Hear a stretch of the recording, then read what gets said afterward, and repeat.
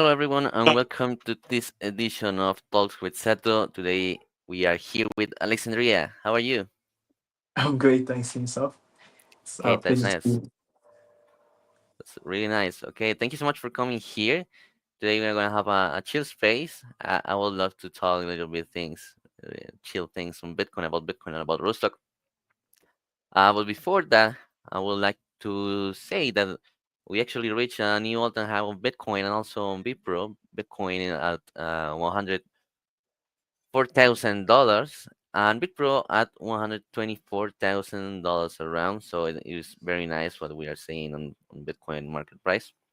So Alexandria, how do you see that the Bitcoin price? Do you think maybe Bitcoin will rise to 150,000? What do you think of the Bitcoin price? I mean, there's two different types of intrinsic values that I focus on. There's the long-term intrinsic value, which is about $10 million a coin. We can explain how we get to that. And then there's the normal intrinsic value that I give for every halving cycle. And I think we didn't meet the expectation for the last halving cycle, which is about a usual 10x what you call it increase in Bitcoin's price.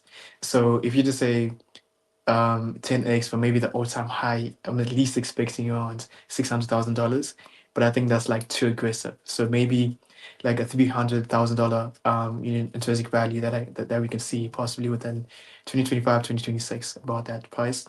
Modest 2025 will be $250,000. $150,000 I think is really easy to hit in the beginning quarters of March, April and thing. But it's fugazi, it's fugazi. No one knows what's gonna happen with the price. Okay, that's nice. I want to know if it's possible. Where are you from? Yes. So yeah, I'm from Zimbabwe. You can Okay, so you guys have the dollar from Zimbabwe, right? So we are now on our sixth sound money currency, which is what we call the Zimbabwean gold back. Those the ZiG. So the Zimbabwe gold back currency. I think it's one of the only countries that have a gold back currency and still have one of the highest inflations. And we've consistently always saying that our money is backed by gold and backed by US dollars and backed by this and that. But what you always see is that the moment you put you know a central authority in charge or a central point of failure in charge of the monetary supply, the what you call it, the temptation of inflation and through or theft through inflation always happens and people lose their life savings quite aggressively in Zimbabwe. Okay, nice. So you have, yeah, that's interesting. That's, I think I didn't hear about a recent money or a recent currency back in, for gold. I think from in my country, the last year that we had currency backed by gold was maybe in 1970s, around that. So, well, which is the price of Bitcoin right now in your dollar? Because I know in my currency, maybe you'll find it crazy, but I want to know in your currency, which is the price of Bitcoin. Well, you know what? If it was the old currency, I would not even be able to guess because we it was like 1 is to 2,000. But now that we have a new currency, which got introduced, I think in 2023, we have a rate of about 1 is to 20 or 1 is to 13. So you basically just say 100,000 times 20, which should be about maybe about what, 2 million for one Bitcoin. If my math is correct. Yeah, it should be about $2 million for Bitcoin in the Zimbabwean sake. But the strange thing is that most people can't actually find the local currency. So it's almost like someone on the group is be consistently saying, "Hey, listen, I'm willing to sell my Bitcoin for the local currency," and the local currency seems even rarer than Bitcoin. But the nice thing about Zimbabwe is that you find that one, we choose our own currencies. So the government, even though the government can say, "Listen, this is the currency," people choose to use dollars. They choose to so like based on the region that you're in Zimbabwe, you use the local currency that is close to that region. So if you live in a city close to Botswana, which is a neighboring country to Zimbabwe, you use the Botswana pula plus the Zimbabwe plus United States dollars. If you live close to the region of South Africa, you use that rand, which is the country neighboring Zimbabwe, and you use the United States dollar. And then if you live in the main in the capital city like Mozambique, because we don't really recognize those currencies as a strong currency, you just use the US dollar plus our local currency.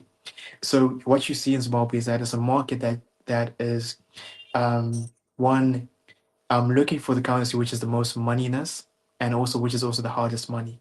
And the hardest money for now has always been the dollar.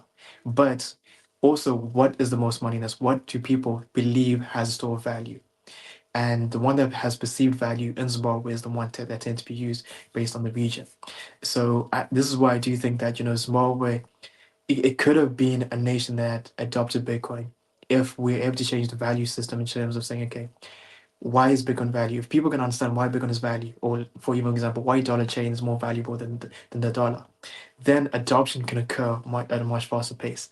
The challenge is getting people to understand the value behind Bitcoin and the value behind like a stablecoin like dollar chain, for example. Okay, that's nice. So yeah, have a great price. Also, it's very interesting how you guys use your currencies. I think in mine is like 400, maybe 450 million in Colombian currency. Oh wow. So yeah, but that's not so much money. Maybe as it can be in United States dollar. So well, I want to know. You have a big community that is Bitcoin rich. What? How do you see Bitcoin in your country? You think Bitcoin is really used in your country? You think adoption maybe is better than in South American countries or maybe European countries? Yeah. So first off, to say that adoption in sub-Saharan Africa is being really strong. I think it's the fastest growing adoption anywhere else in the world. And I think it was one of the main factors of why adoption was very strong was because um, remittance payments was expensive. So we went from having an average fee of about 10% for remittance payments to it's now down to about 7%. The world average I think is about 3%. So Africa is still more expensive than most of the world. So then Bitcoin comes in and says, hey, listen, I offer you trade neutrality at a fraction of the cost, maybe even less. So, for example, if someone wanted to move $100 million, it'll still cost him like $5 to do the transaction. But if I wanted to send like $10 or $30, it'll cost me 30 cents, 50 cents, right? So Bitcoin takes remittance payments down to about 1% or even less than a percent. If you're using things like dollar on chain, for example, it's less than this, it's like 0.01% fee. So this is why like Africa started trending towards that. Other reason why Africa is really big on the adoption is because what you saw was Africa is home to a lot of dictatorships, a lot of authoritarian regimes. I think we have the most dictatorships in our country. And because of that, because of these detectors institutionalizing a lot of socialism through World Bank, we can talk about that later. But through the destruction of the economies through corruption and socialism, a lot of people have left the country and immigrated to other countries. Now the challenge is if you're leaving the country as a refugee or as an illegal immigrant, for example, whether it's neighboring countries or outside in America, you can't really send remittances because a lot of these remittance platforms require you to have KYC. With that KYC, and you're already illegal, you don't have right to augmentations, it means that you can't send remittances. So what people end up doing is saying, okay, where can I so to loved ones and families outside? And Bitcoin comes as a really good solution to that. So I believe, the fees and the requirements, the KYC requirements, kind of push a lot of Africans towards, Bitcoin. And that's where you find people be like, I don't know what Bitcoin is, but I use it to send money. You know what I mean? Or what you even find is the remittance platforms because Zimbabwe itself there's about one billion to $2 billion in remittances every year. You find massive queues at these remittance platforms, and then there's limited hours and when you can go and get that money. So people are just like, okay, I need to find an easier way. Bitcoin offers that. And then what I also found was there's also a lot of scams that use Bitcoin, and therefore, actually, the one thing that I think was really important that sometimes is overlooked is I'll finish with this point, sorry. is um, Africa finally gets access to assets.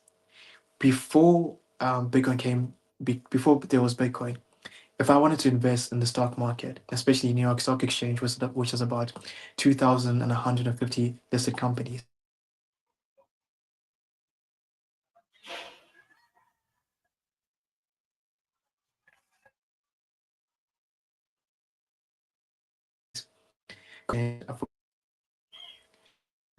sorry, the network glitched a bit. Yeah, yeah, you're calm. So well, Yeah, sorry.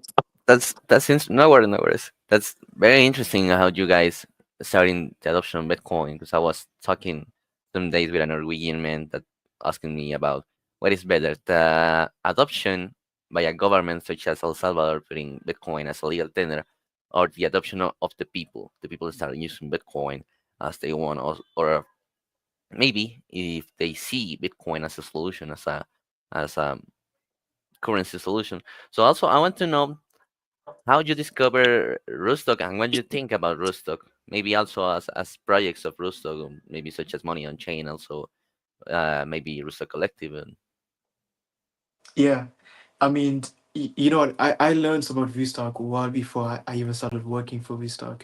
I used to watch a lot of Pump, Pump Ali, Pump, the best businessman show.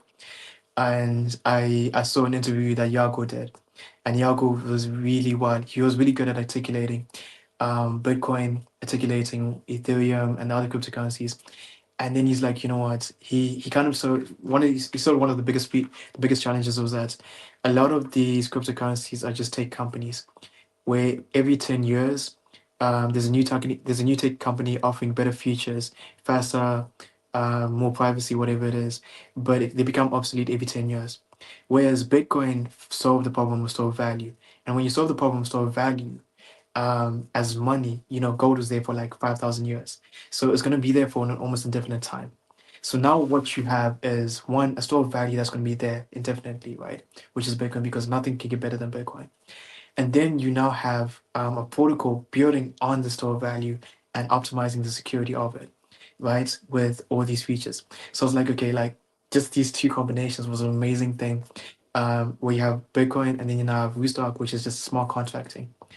And then you now also have this thing of like stablecoins. Because to me, like when like you talked about El Salvador, and I was like, okay, El Salvador adopted Bitcoin. And that was like an amazing moment for me because I got in well before El Salvador did. I was like, yes, finally. But then as soon as El Salvador adopted Bitcoin, we saw massive volatility in the price crash. And I was like, okay, there are a lot of guys who don't understand volatility. And I feel that they will be pushed away from Bitcoin if they were just using it as a way of transferring value. And then I realized that, yo, you could have, you can have a dollar on chain, stablecoin, which allows you to still participate in the Bitcoin ecosystem, still withdraw demand, sorry, withdraw supply or yeah, withdraw supply from the market, which can increase the price of Bitcoin, and have you still benefiting the Bitcoin ecosystem and growing it stronger, while still having the ability to store value short termly, which is the money on chain. So I've always been just super happy about that. The other thing that also made me super passionate was I got into Bitcoin when it was the time of UST, the algorithmic stablecoin, which crashed. I mean, you remember it just went from like a dollar all the way down to thing, and people lost their savings. And this is a problem of not having over collateralization, not having collateral, not even just over collateralization, but not having collateral at all. And then dollar chain comes in and says we have collateral, but we even have more collateral than we have as a stablecoin. So to me, the perfect solution has always been just the Bitcoin and a stablecoin to go with it. Why?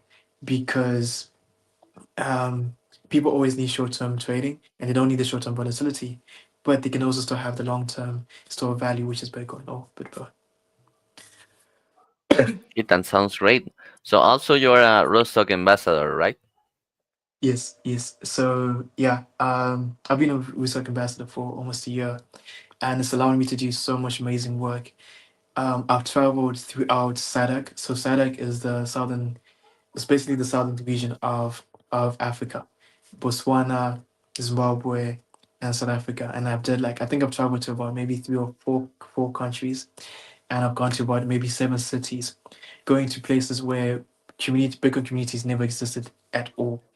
They've never had a Bitcoin meetup. No one has. So when you don't have no one actually doing Bitcoin meetups, and what you often find when you get to these regions is people are like, I wish someone explained to me the way you explained to me, because what people always come across is that they're told that Bitcoin is just or they come into it as Bitcoin has been a scam or just for trading, but no one ever tells them, okay, like Bitcoin is money, Bitcoin is a store of value, Bitcoin offers, decentralized finance where you can get better interest rates, or you can, what you call it, lend your money, for example, you know, and you can even do yielding and staking and all that stuff. So a lot of the time, people don't know about this opportunity. And what Rooster has allowed is giving me this opportunity to speak to hundreds and thousands of people all around southern region of Africa. And it's like it's really amazing because I believe right now there is no bigger fight, more important fight than trying to change how people value money. People have a really bad the problem. Okay, I'll just say this last thing is the biggest issue in my country specifically is people value trying to put all their time and energy in trying to change the political um, or trying to change the political thing party. And when you have a country that has what we call command voting is voting that says you can vote, but you would vote for this person whether you like it or not. Our government, our military has always said that upon umunano na language he says upon umunano tonga sunabuena kuhundo, which means that you're not going to there's no one that's going to reign on the seat who did not fight for the liberation struggle, and therefore there's only going to remain the current political party. Now, there is nothing that a basic citizen can do to change that. But what you can do is you can defund them by opting out of the financial system that allows them to rob your wealth away and fund their own lifestyle and build economy that they want. Instead of saying, okay, I'm going to opt out and I'm going to vote for the economy that I want, and I'm going to purchase the things that I want instead. So this is why we need to change the mindset of saying, okay, you need to value how to defund the government or how to protect your financial sovereignty. And then this thing will kind of solve itself because they won't have the resources to prolong such a such an endeavor. Okay, that sounds great. I think you guys are using Bitcoin as real freedom, as a real money. That's great. Hope you guys, um, yeah, hope you guys do well with Bitcoin. I also want to know when you started in Bitcoin. Yeah, so so I started the funny story was I started as soon as I finished high school. I wanted to look for a job, and our unemployment rate in Zimbabwe is 95% unemployment rate. So we've had the highest rate of inflation in our country, in humanity. Like in our lifetime, there's been no other country besides Zimbabwe. $100 trillion notes is what we're known for. I wish I could actually just take it out and show you the $100 trillion notes. And what happens is when you destroy the money, and you destroy the purchasing power of things, you destroy the purchasing power of what people trade they economic output for. People can no longer buy first of all wants. So businesses, luxury businesses such as your movie cinemas, your Nike, Adidas, Apple closed down because people can no longer afford these goods and services. And movies, for vacations, those things start to close down and unemployment increases. Then the next thing that goes away is your needs, such as education, health facilities, and I don't know what else is needed, even gas. For sometimes people aren't able to afford just basic necessities, and those things start to suffer, and unemployment increases even more. So 95% unemployment rate. So the one thing that I've always wanted was just to work. I wanted to work just before I go to university. And in the process of looking for a job, I was desperate and I found one, but I had to literally. So you get the job as a waiter because it's just high school. It's just before high school, and these guys don't tell you how much they're gonna pay you. So I had to like kind of grab my boss by the collar. I'm like, yo, how much are you gonna pay me? And he's like, nah, he's not budging, so he doesn't tell me. So I'm like, okay, piss off. Then I go to the other waiters. I'm like, yo, I grab them by the collar. I'm like, yo, how much are we getting? And they're like, listen, you work for 2 weeks for free, and then after these 2 weeks, we will pay you $10 for the whole month. And you're like, okay, that doesn't even cover my cost of transportation. This I immediately stopped going to work, right? And so when I told my friends that, listen, this is how much they're paying me, um, and it's not worth going to work anymore, they're like, no, it's better than doing nothing. I'm like, no, it's not, because I had a lot of savings. I've been saving since I was a kid. My pocket money, whatever it is, anytime I got money for anything, I just put it away. So I had at least about $3,000, and if I invested that $3,000 in the stock market, I would get an out, because the average return on the stock market, even if you just buy the S&P 500, is about 10%. So if I get a 10% return, um, you know, what you call it, it's more than what I would make working for a job. So I'm like, okay, let me just dedicate myself to just investing. So the fortunate thing for me was, as soon as I started working, COVID happened, and the stock market crashed. It was a perfect time. I called all my friends, guys, let's get in these stock markets. It's the perfect time to buy. But no one listened to me. I got in regardless. And I made it like 100% to 200% return on investment. I was like, I was happy, because Warren Buffett only on average only made a 20% return on investment. So I'm like, I did a good job. Actually, on average, I think it was about 40% performance year to date return. So I was like, okay, it's double that of Warren Buffett. I'm the next Buffett. I'm joking. Um, but on the other hand, I saw there were other groups of investors who were outperforming me, which was the Bitcoin investors. I was like, what's this thing about Bitcoin, and how are they outperforming me? Because these guys are talking about a 600% return on investment. I'm like, that's just insane. But I get in, I like, dude, Bitcoin is a scam. Warren Buffett hates it, so Bitcoin is a scam. But I keep listening to guys like Preston Pitch, and he's like, okay, dude, Bitcoin is the thing. And eventually, I listened to, I think, Navar Qatar, and I'm like, okay, Bitcoin is the way. But I was still now like waiting for the right time to buy into Bitcoin. I was hoping that it would go down to 10,000, because it was about 20,000. And then Elon Musk gets into the market. It goes to like 40,000. I'm like, okay, damn, let me get in now. So Yeah. I got in like pretty late, $40,000. But Bitcoin had a lot of fluctuations during that time. So I even got in on 40,000. So then I started working with a podcast called Global Bitcoin Fest, which is a podcast that just interviews people all around the world, different communities. And I figured, why don't we have a community in Zimbabwe like other communities have, who are fighting for, Bitcoin regulation, who are on the ground doing the groundwork in terms of trying to grow adoption, who are, hosting spaces and all these stuff in order to grow the adoption in the country, because there wasn't a community at all in Zimbabwe. So I'm like, okay, if there isn't one that I can find, I'll just set one up myself. Keep in mind also, Global Big Fest is when I met Manu and started doing some work with Manu, and then I started doing some work with Restock, and yeah, the rest is history.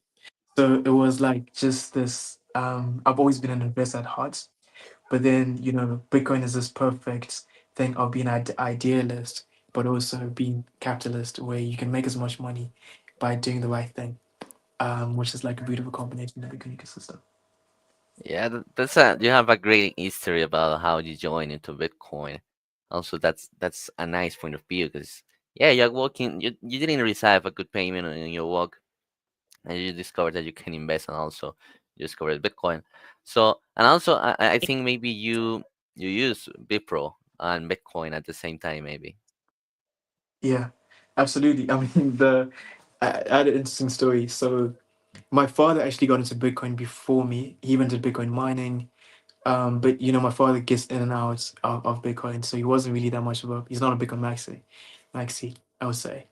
And I don't live with my father, so he stays in South Africa.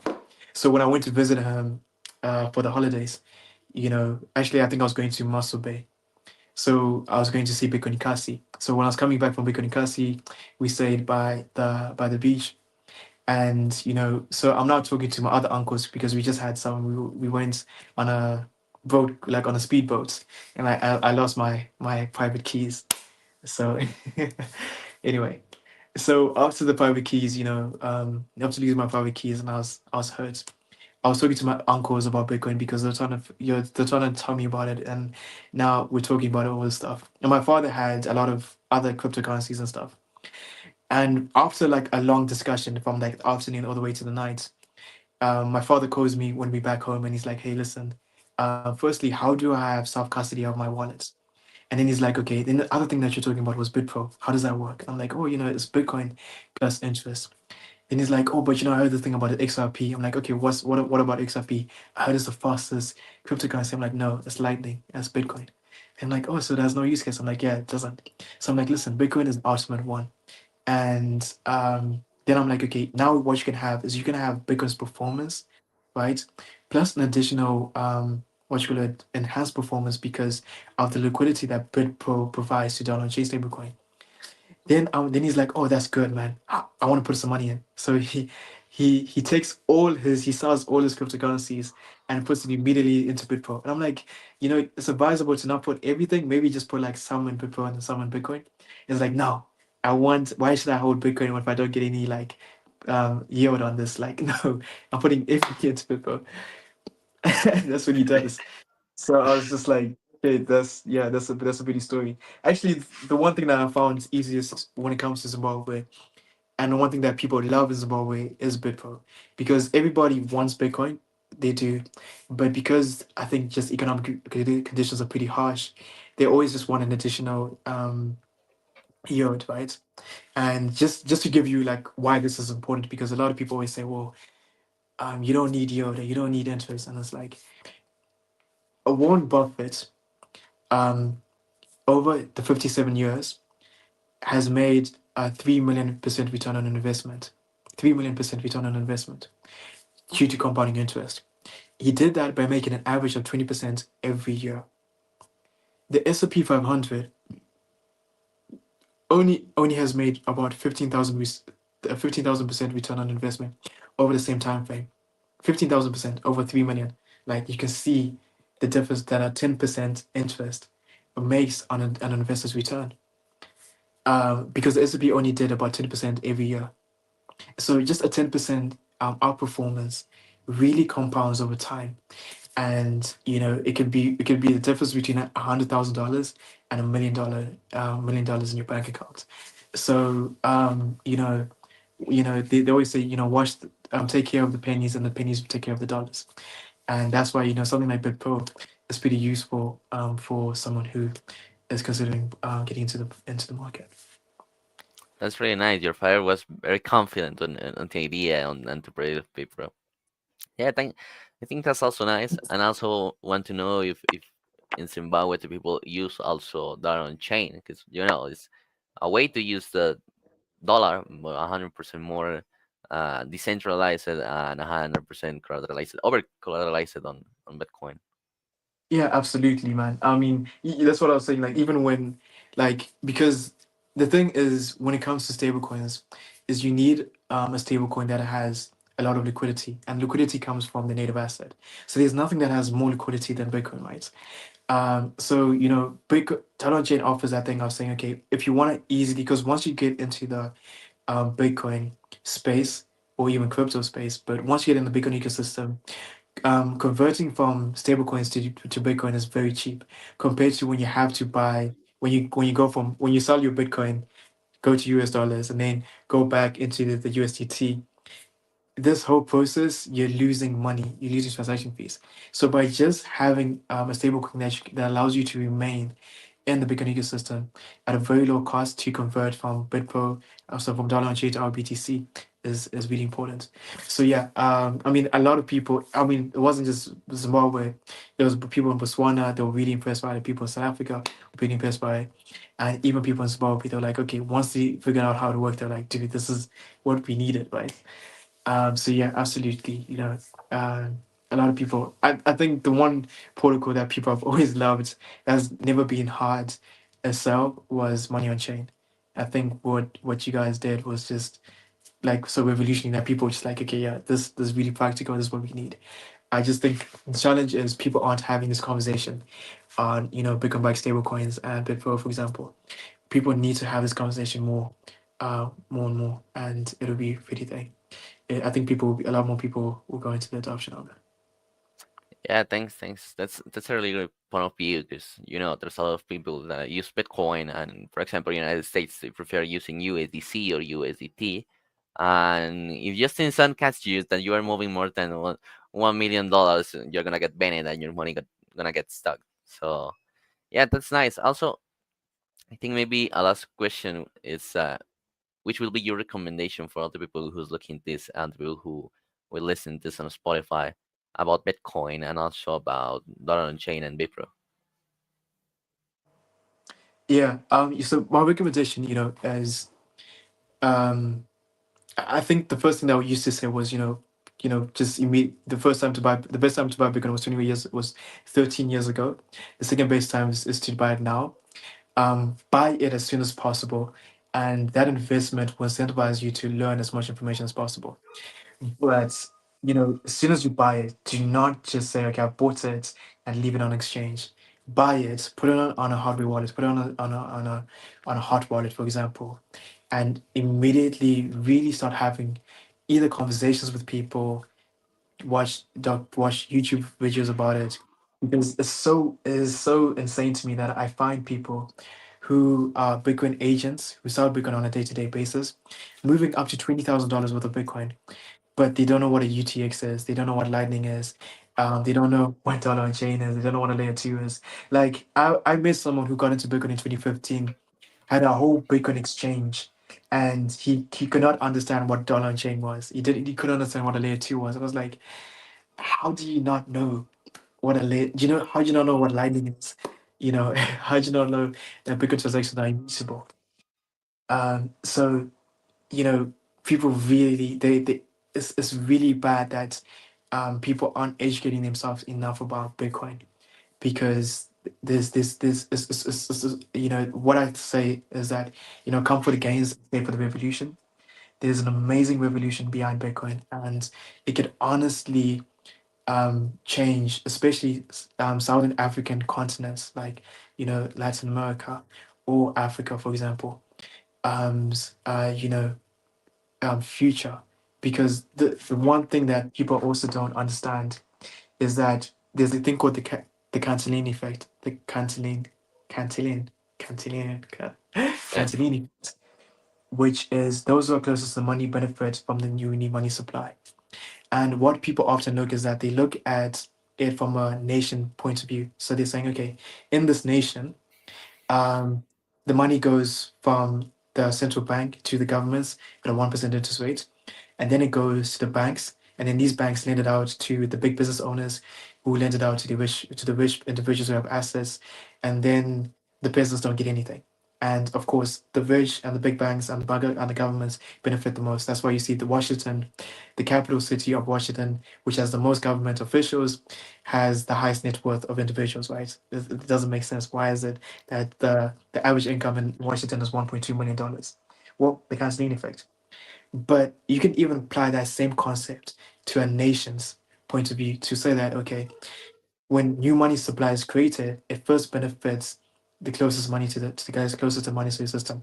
So United States, Euro, and China, right? And then, countries like Africa don't get any of the new money supply. So they get diluted, but yet we hold our savings in the US dollars. And we consistently seeing our purchasing power being destroyed, even in US dollar terms. And this really this was basically a way of redistributing wealth from the most poorest individuals, the guys that are always saying, "Oh, we need to help Africans." You help Africans by just opting out of the system. That's all you have to do. It's just don't give us money. Just choose a better form of money, and you would literally help. You would change the wealth. I mean, you change the reality for many Africans, and that's the one thing that a lot of people don't get yet, and it's something that they really need to get, which is unfortunate. So yeah, really like start becoming more rational individual, and learning what to value, which is very important, which is, I believe, the most valuable thing Bitcoin. And It That's a really good advice. Thank you so much, Alexandria, for coming here and tell me. You told me about really different and interesting things. Really like you being here. Also, I don't know. Maybe you have any question for me, or maybe any question for people. yeah, I mean, so like I noticed you guys, you guys did some work with Satya, and also like okay, so the first thing is, can you kind of explain Satya, because I know our community will love is we're heavily based on WhatsApp, right? And how is the wallet working? You know, how does our wallet work? And then I'll ask the other questions after that. Okay, well, basically, SETI at the beginning Oh, starting allow you to send just Bitcoin Lightning, and you use it's like it took you less than 15 seconds to set up your wallet. You just write to the button WhatsApp, and it's very simple. Right now it's in Spanish, but the yeah. guys of Olasati are working on putting it in English. So it is basically it needs a pin of four numbers that will be required anytime that you want to do a transaction. And username. So you'll have maybe as a Lightning wallet address, that you have Okay. your username at point, then sati.pro. So basically, they just add dollar on chain. Also, they have USDC and USDT. I Oh, don't remember which other thing, okay. but it's pretty simple. So you just need to write to the bot. You set up your wallet. Maybe they'll ask for an email in case that you forgot your number, or that the thing that happens so much in Latin America is that maybe you lose your SIM card, or maybe Okay. someone stole your phone. So if you want to recover your money, if you want to recover your wallet, you also can use your email to export your keys. Also, I think it is very simple the way that you have to send the dollar on chain, because you don't need to have Bitcoin Rostock. If you want to do a transaction into Rostock, you need RBTC. Also, if you're Yeah. moving any other token, but Sati allows you to send just dollar on chain. So if I send you No problem. $2, they make two transactions. One transaction is to swap some pieces of the dollar on chain to RBTC, and then they pay the gas to make the transaction to you. And it's very No simple. one. If I want to send you, I just need or your phone number or your Sati address, or if you have another wallet that is not Sati and you want to send it to someone else, you just copy the rootstock address and put it also with Lightning. You can send it to a Lightning address. You can pay an invoice. You can send it to someone. I think it's very cool because there's a lot of people using WhatsApp around the world, and Yes. it's more simple if you want to talk with someone that doesn't get any technical things on Bitcoin. Mhm. Absolutely. And okay, the other thing that I wanted to ask was thing, which wallets or which protocol would you say is the cheapest one for onboarding and offboarding, or pegging out and pegging in from RBTC to Bitcoin? Which one would you recommend, or which one would Well, you do you? I think before bolts, it was a little bit hard for me swapping between RBTC and Bitcoin. Well, also there is a sovereign. So if you want to swap dollar on chain or RBTC to Bitcoin, there is sovereign that allows you to send it to Bitcoin on chain. That also works a lot, because if you're moving a lot of money, well, there's no problem. You're paying maybe $2 or $3 or fee when you want to exit from your Bitcoin on chain wallet. But now with bolts, I think it's really simple and 100% more cheapest, because it's Lightning. So you can now swap from Lightning to RBTC. So I would say that if you want the most cheapest way to swap between Bitcoin and rest of Bitcoin is just get Bitcoin Liquid and swap it to RBTC, or get Bitcoin Lightning and swap it. I think, yeah, the problem with Bitcoin on chain is that you're gonna be always paying fees, and if you are not using maybe a Segwit address or a Taproot address, you're gonna pay a lot of money on fee. So yeah, I think, Yeah. and also if you want to if you want to make a peg out from Rostock, you can just send it to Lightning, send it to Liquid, and I think the guys from Bolts allow you just to the minimum transaction I think is 10,000 sats. So Wow. it's really nice, and I think their fees are like is like 50 sats. So it is really cheapest. Okay. And what wallet are you using for your mobile for Dollar Chain and RBTC? Would you say?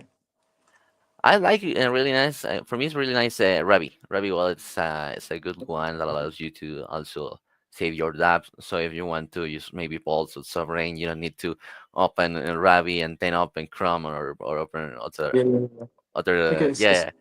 You are the. Hey, can you send me the link? Because yeah, I think I've Ravi also Wallet. Yeah, for yeah, sure. because I used to be a really big fan of of Defiance. So I mean, Defiant kind of went down. So yeah. Yeah, we recommend a lot of Ravi Wallet. Okay. BTC Andres, that is the Bitcoiner that makes the videos for Money on Chain in Spanish, makes a lot of videos of Ravi Wallet. So I Okay. think we would recommend 100% Ravi, but there's a hundred there are a lot of wallets that you can use to save your dollar on chain. You just need to use it if the wallet allows Rostock, you're able to use that on chain. But in my personal thoughts, and maybe on the thoughts of people that use dollar on chain, they will say that prefer Ravi Wallet. And also, you can put it as an extension on Google Chrome, Okay. or you can have it in your phone, and it's very secure. You have your 12 words. It's really nice. Yeah. Okay. Awesome. Awesome. Yeah. I mean, yeah. Those are one of the main questions that I always have. Well, my main community is always asking. But I do believe Sati is going to be a really good um wallets because so many Africans use Bitcoin, and just showing them how easy it's going to be. It's going to be pretty big, and the fact that even dollar on chain is there without if you're having to have um RB, RBTC is like yeah. Yeah. Yeah, 'cause, sometimes when you want to talk with someone about that on chain, the first maybe problem is that if someone don't understand what Rostock and they basically think that they need to pay gas and fee, they wouldn't Yeah, understand how to get RBTC. So yeah, it is 100% better if you just can have it in on WhatsApp, and you see how much gonna be the commission of the transaction. It is 100% more easy for you and for everyone. So yeah, I would recommend using Sari also, okay, but it's like Bitcoin. You have non-custodial and custodial solutions. So I will say that Ravi is a non-custodial, custodial, and the other is non-custodial. mhm, But both of them are really nice. And I think if you want to onboard someone into dollar on chain into Bitcoin, using yeah. SETI is a really good one. Yeah, absolutely, absolutely. Yeah, I definitely agree. I think it's gonna be the simplest way. I think, yeah, that's one thing I want to do is just kind of be going with just drills, just going like let me show you how to use Bodes, Sati, and I think even Rabi with my community, get them used to these protocols, and hopefully they'll think when they see how easy it is, they'll just start using it more frequently. Yeah, for sure. Well, thank you so much, Alexandria, for coming here. I think No, we thank had you so much. a Mhm. It I was think we awesome. had a really nice space talking about your country, talking about adoption in Africa. That is, it's really important for the Bitcoin community. I always wanted to know how Bitcoin works Yeah. there. I can finally know how it works. So thank you so much, Alexandria, for coming here. I mean, you guys are setting a really good example in Argentina. Like, it's amazing to see what you guys are doing. You guys are just waving the flag high. Yeah, I'm not from Argentina, but I was there for Okay. Oh, LaVitConf. okay. So Where you from? I'm from Colombia, so it's more the Oh, okay. north of Argentina. But Oh, also wow. you can see people that use Rostock here, but not as in Argentina. Argentina is a most Bitcoin country, so it's yeah. I think Dollar on Chain is making communities that really needs decentralization and really needs Yeah. a hard dollar and not someone. Yeah, Yeah. How's the adoption for Restock in Colombia, would you say? yeah. I think when Samson Mao came here, I talked with him, and basically he told me why you have more Ethereum communities than Bitcoin. You need to create a Bitcoin community here. Because basically Ethereum have a lot of communities in Colombia. You can find basically Ethereum per each state and also per each big city in Colombia. So it's more than Well, 20 communities around Ethereum. And Bitcoin doesn't have a lot of communities, because it yeah. is a little bit more harder in this country because since 2008 we had a lot of scams at the name of Yeah. Bitcoin. So no one Yeah. wants to trust on Bitcoin. So if you go in a taxi and in Colombia and you said that you work with Bitcoin, maybe in a 70% they will say that they put 20 million in Colombian currency in Bitcoin and they lose everything because it was a scam. So that happens a lot between 2011 and 2018. So more than 6 years uh, with scams. So I think Bitcoin communities It's hard to find, and also Rostock communities. But there are people that works on Rostock that loves Rostock and use it here in Colombia. But I Yeah. wouldn't say that it's more than in Argentina or maybe countries such as Brazil or Paraguay. Okay. That's good. That's good. Yeah, I know that what happened with scams was um they allowed going for third world countries because they saw that most third world countries were very desperate to try to get rich very fast. So there was the region, there was the era of MMM, and I think MMM, especially in Africa, especially in Zimbabwe, in Nigeria, it took down 3 million people. In Zimbabwe, there's 60,000 people. I forgot. I think South Africa was about 1 million people who got scammed and lost most of their life savings. And yeah, so that's where. And the thing with MMM, they were saying that if you the reward was $30 a month, but if you invested with Bitcoin, it would be 50% return a month. And this was a naked Ponzi scheme. So people knew it was a Ponzi scheme, but just because they thought they could get rich from it. Yeah. But anyway, they associated with Bitcoin with that Ponzi scheme, and yeah. Mhm. Yeah, that's So it's right. funny. Well, yeah, that's 100% right. Well, thank you so much, Alexandria, and thank you so much, guys, that are looking this show. Maybe I don't know, maybe no, 100% next week we'll have balls. We're gonna talk about what we were talking some minutes ago, that you can now swap between Bitcoin Rostock to Lightning to Liquid and Bitcoin on chain, and vice Oh, versa wow. from Bitcoin Lightning and Liquid the next week. Yeah, that's So stay awesome. tuned. Yeah, Yeah, this week. that's Sorry. really interesting. So thank you so much, Alexandria, and thank you so much, guys. All right. Cheers, eh?